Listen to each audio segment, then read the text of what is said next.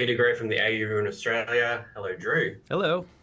Congratulations on the film. First of all, I walked into this knowing nothing. I hadn't seen the trailer, so this was a very big surprise, and I was like, I wasn't sure what I could say and couldn't say in this, Great. but Yeah. I wanted to know where sort of I guess, the original idea stemmed from, because obviously you have like the physical manifestation of, like the lonely heart, so to speak. You have AI, like sex bot, hedonism. Like, I just wanted to know, like, where did the sort of original companion idea stem from?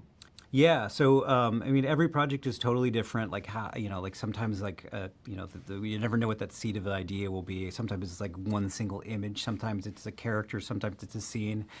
For this one, I don't really know, but like the complete, fully baked log line, just like really, just came to me immediately. I just, for some reason, it was like, oh, some couples go to a cabin in the middle of the woods, and one of them discovers they're a robot, and then like things go, you know, south, and you take that horror structure, and a character gets picked off every 10 pages. But what I didn't have in that moment was I didn't have Iris being the protagonist. My initial instinct was to make Iris the antagonist, like the AI gone wrong story that we've seen 1,000 times. That's just immediately where my brain was going.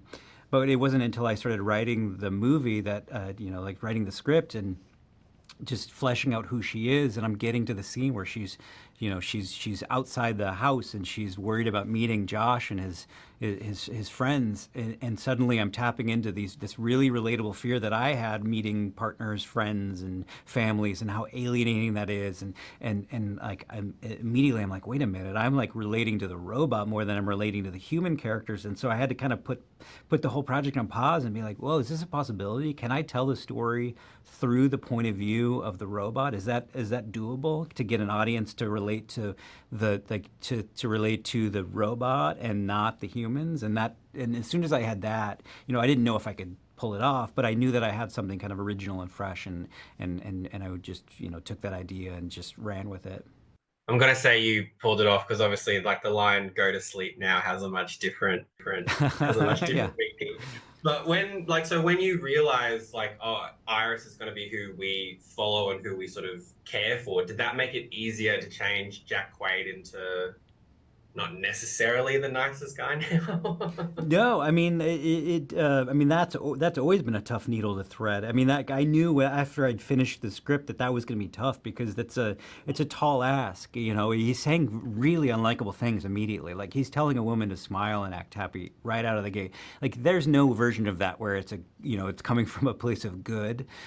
So like, so finding someone that could say that, and it doesn't feel malicious, but it comes from a place of this person doesn't know any better. This person is just maybe a little doofusy, like a man child, and not that like Jack has Josh within him, but the first time I met him, I'm like, oh my gosh, this guy has the charisma that we need. He can make unlikability likable, and that's exactly what we needed with the Josh character.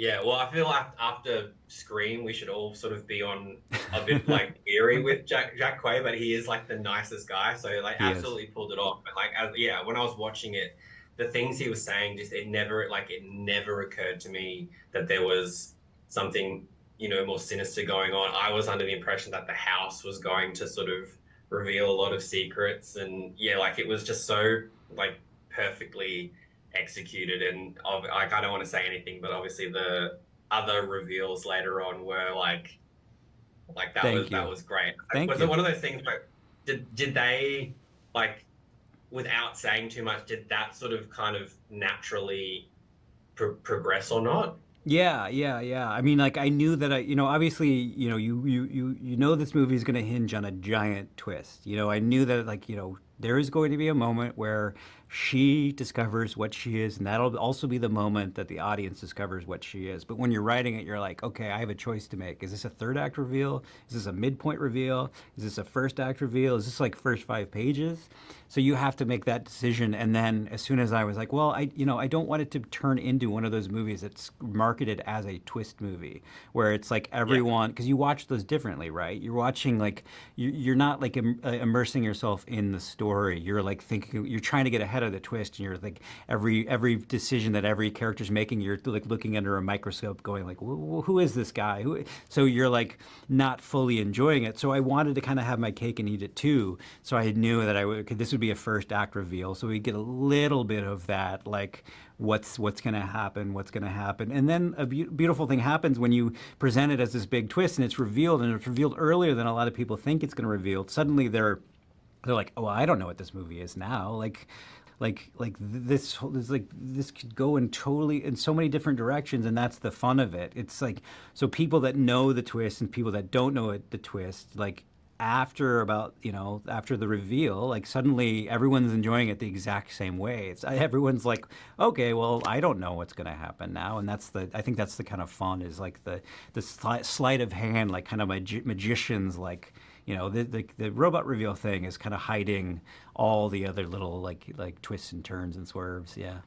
No, we had our cake and we ate it, and it was great. So Thank you. congratulations. Yeah. Thank you so much. Thank you. Cheers.